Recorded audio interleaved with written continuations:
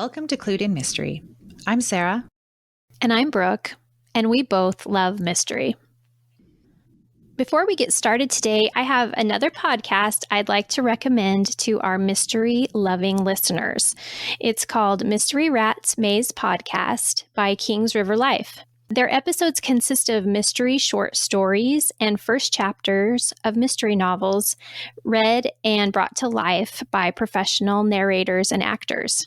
I've listened to a few episodes already and have grown my ever-expanding TBR list. You can find Mystery Rats Maze Podcast on all your favorite apps or on their website, which is mysteryratsmaze.podbean.com, and we'll list that in our show notes. Brooke, today we're going to talk about Dorothy L. Sayers, and I'm really looking forward to this. I know, I am too. I feel like a broken record. I had so much to learn once again, and it was a really fun time learning more about this other pioneer of the mystery genre.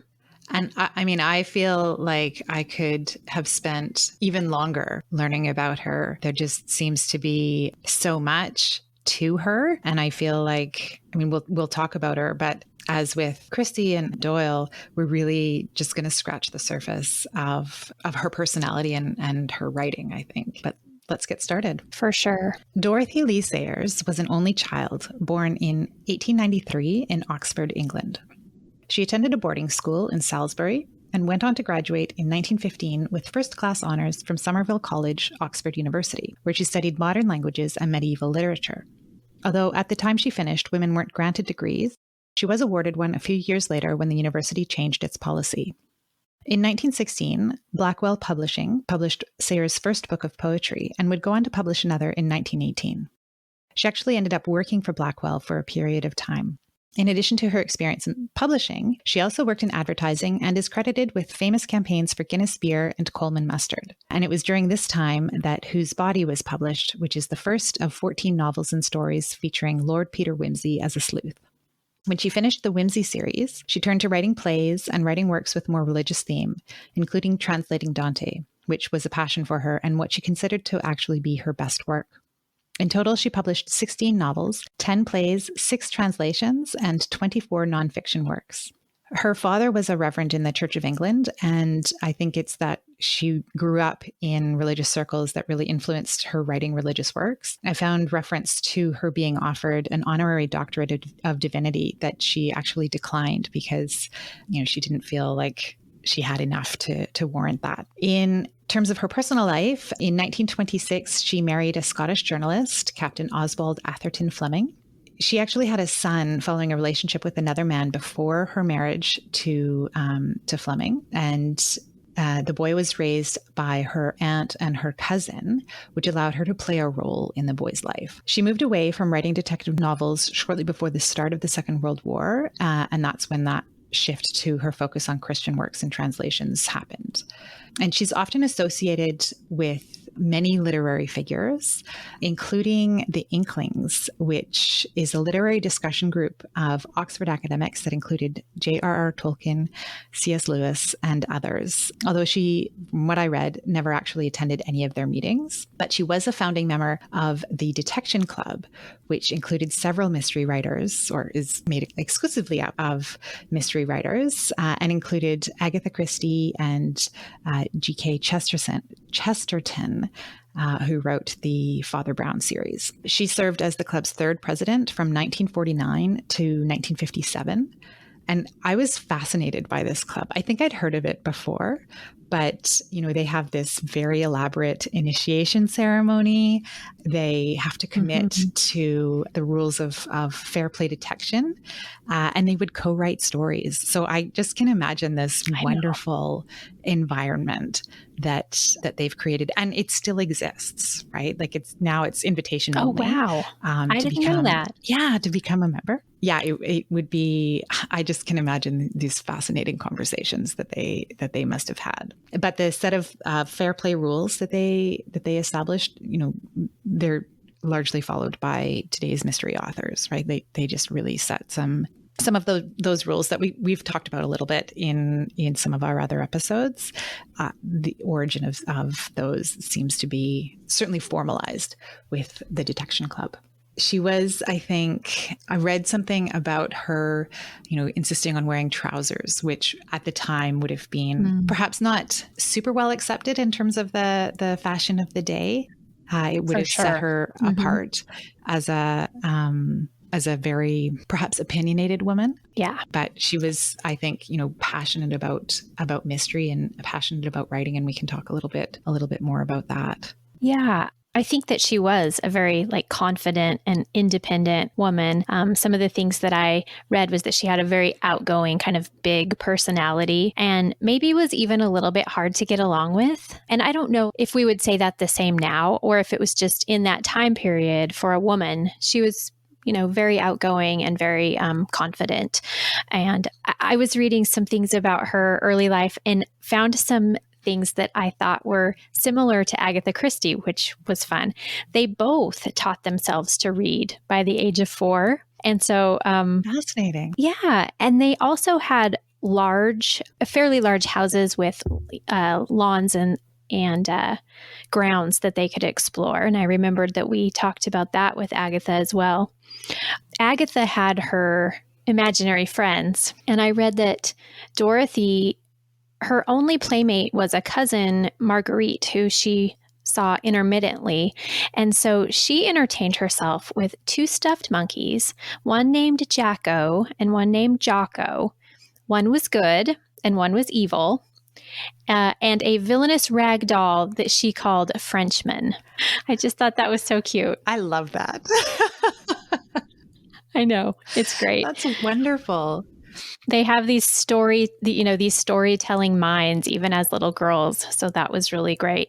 But something very different from Agatha is that, and you alluded to it because she went on to get a college degree. She was highly educated as a child and learned Latin and various other languages and lots of music and literature. I think you're right. That really shaped her, along with having a father who was in the ministry in her interests in philosophy and theology and religion.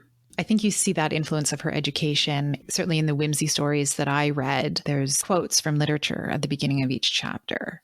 And I think that's one of the criticisms that I read about whimsy was that he was perhaps a little too educated. He was a bit too rich. He was a bit too much.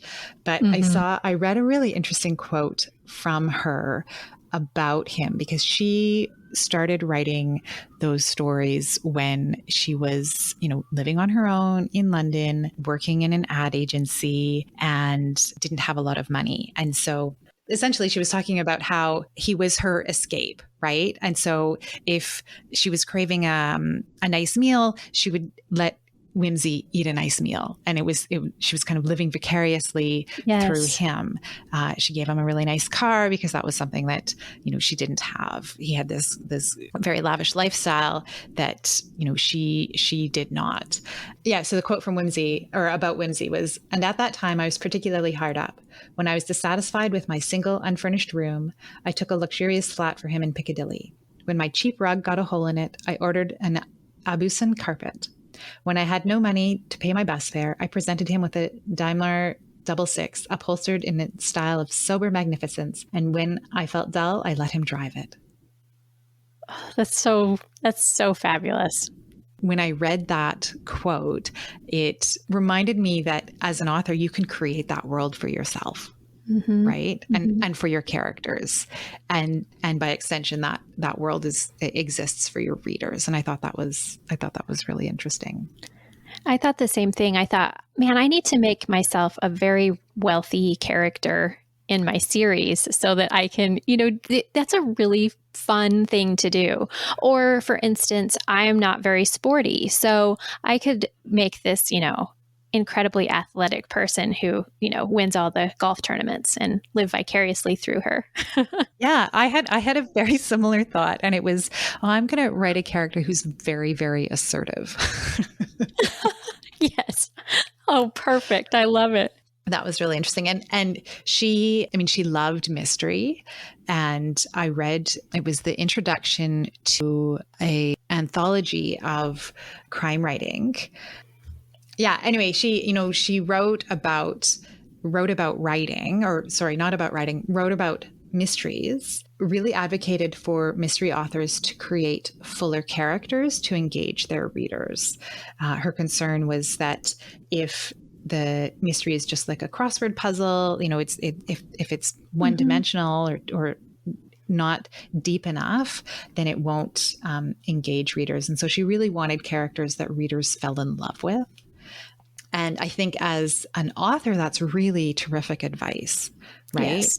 If I think about Louise Penny and Ian Rankin, I read them as much for the mystery as I do for the detectives that they've created. And I think you need to have both of that for a reader to really fall in love with the piece. Those are definitely my favorite types of mysteries, so that you get the storyline that is the mystery and the puzzle to figure out, but that you're also invested in those characters and that you have a character arc, which actually is something that we see in the whimsy stories that we don't necessarily see in Poirot and Sherlock Holmes. Poirot and Sherlock Holmes are essentially static characters throughout the entirety of the series. We've talked a little bit, there are some changes towards the end, but essentially they're the same person. And whimsy changes. At the beginning, when she's writing, he's young. And when her series finishes up, he's middle-aged. He goes from being a single, kind of immature and in the first stories, to a family man who's married to Harriet Vane, which I hear is a character that she based quite a bit on herself. So we definitely have a character arc in her work. Yeah. And I think that's really, again, I just think that's really good advice for authors to be thinking about, right? That, there needs to be something for readers to be invested in. Right. I can imagine that readers they probably had opinions about Whimsy getting married. Right. For sure. And I think actually she had an opinion about it because one of the things that she talks about in this, it's the introduction to the Omnibus of Crime, 1928 to 1929. One of the things that she talks about in there is that she doesn't think that there's a large place for romance in mystery, that really the focus should be on the mystery. But she, as you say, Whimsy ends up getting married. And then I read, I don't think this was her criticism. I think it was someone else's criticism of the final Whimsy book, where it's, he's on honeymoon and the mystery is sort of really the subplot to what is essentially a love story. And so I haven't read that final book in this series. So I can't speak to my opinion on that, but, I think it's interesting. She would have changed her own mind because she would have written that final book after she'd written this introduction to the Omnibus of Crime. Right. And I think I read that criticism as well. And I too haven't read the book, but there were definitely detection fiction fans that didn't feel like there was enough of a mystery in that final book. And I find it really interesting that you said that she didn't really feel like there was a great place for romance and mystery, because I feel like in her own life, she was an actual romantic. She had a lot of sort of, turbulent love affairs. She kind of had some on again, off again things with a couple of fellows. And then, she had the hidden pregnancy. She kept that a secret from her family and kept the boy a secret from her parents and didn't make it known really until he was an adult. I think there was a lot of romance in her life. So maybe she couldn't help herself but give Whimsy Harriet Vane. So the other thing in this introduction to the Omnibus of Crime is she talks about kind of the history of the genre. And I had to keep reminding myself that it was the history until 1928 or 1929 when she wrote this, right? But she talks about Poe being one of the kind of real fathers of at the time would be modern mystery, right? She actually talks about how mystery, appears in kind of classic stories and fables and detection. How characters detect in the way that Sherlock does. And then she draws a line between the formal establishment of police forces in England and the public's general interest in detective stories, that the establishment of the police force needed to happen for people to become really interested in mystery. And she also credits the Industrial Revolution and resulting advances in technology with creating the circumstances that shifted the focus from knights and adventurers to policemen as protectors. Oh, that is so interesting. Yeah, I thought that was really interesting. I think she is one of the people that if someone, said you can have dinner with 6 people of your choosing, live or dead, I think she's one of the people that I would choose to have dinner with, because she just seemed like a really fascinating person. Wouldn't she have been a wonderful guest to have on our podcast? Goodness. Yeah, absolutely.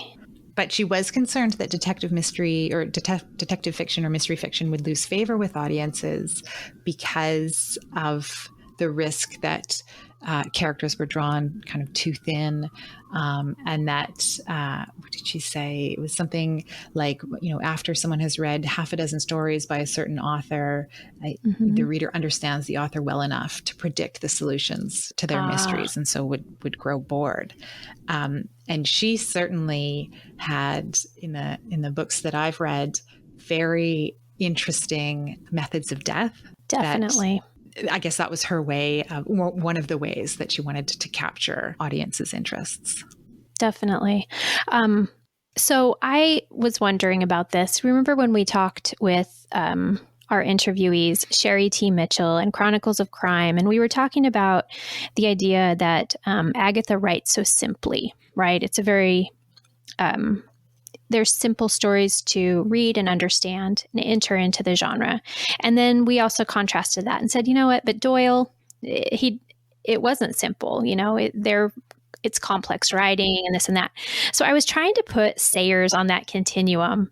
And where do you think that she fits? Because I certainly don't think that they're as simple and accessible as Christie. But I just wanted to hear your thoughts on that. I would agree with that. I think, she's not as accessible as Christie, but perhaps more accessible than Doyle. Mm-hmm. Yeah, that's kind of where I kind of put her in the middle. And part of that may be that she was writing certainly later than Doyle was writing his Sherlock story. So, Whimsy had more technology, there's fingerprints and some of those forensic sciences that Sherlock was responsible for, right, were being used. And so as a reader, it's kind of easier to picture or to imagine a world where those are available, right? But I think I would put Dorothy in the middle. Mm-hmm. And you can definitely see when you're reading her stories, her love and her fascination with philosophy and theology, because sometimes you have a character sort of go off on a little tangent talking about, the way they think about something or the way the world works or something. And she still brings in some of those themes into a murder mystery. It's pretty interesting.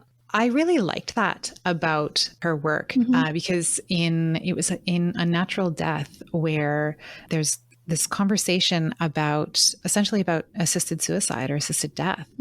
And I thought it was really interesting. It reminded me that this is something that people would have been thinking about almost 100 years ago, right? Yeah. That it's not a new concept necessarily. And I thought that was really interesting that she brought that in, and it had me thinking about, okay, how can I do some of that in my own writing, right? And I think we talked about that with Agatha Christie as well, that she wasn't afraid to talk about things that might have been a little bit more controversial or a little bit more, what are people talking about today? Exactly. Yeah, I had the same thought. I said, oh, okay, she's doing this too. I mean, in Whose Body, it was 1918 and they were in the middle of the Spanish flu, or had just I think it had just passed is kind of the way the book is set. And, she refers to it a few times, and that people are still dealing with that. And exactly, I think that she definitely tackles some deeper topics within what's really, a commercial fiction story. And it is really well done.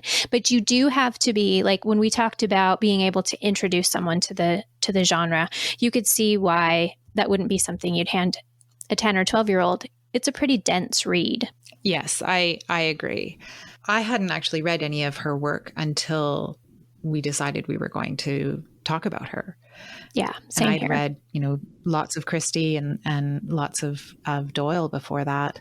So I think it's interesting that she's considered one of the classics of the genre, but I don't know how many shelves have a copy of one of her books. For sure. Yeah. I was surprised to read, and this is back from that Women of Mystery that we'll link in the show notes, because I refer to it often, but that in 1973, her work had just about been forgotten, but the BBC adapted it into the television series and sort of brought her back from obscurity, which is wonderful because, of course, she is such a pioneer, and especially a female pioneer, that it would have been terrible to have lost some of that history.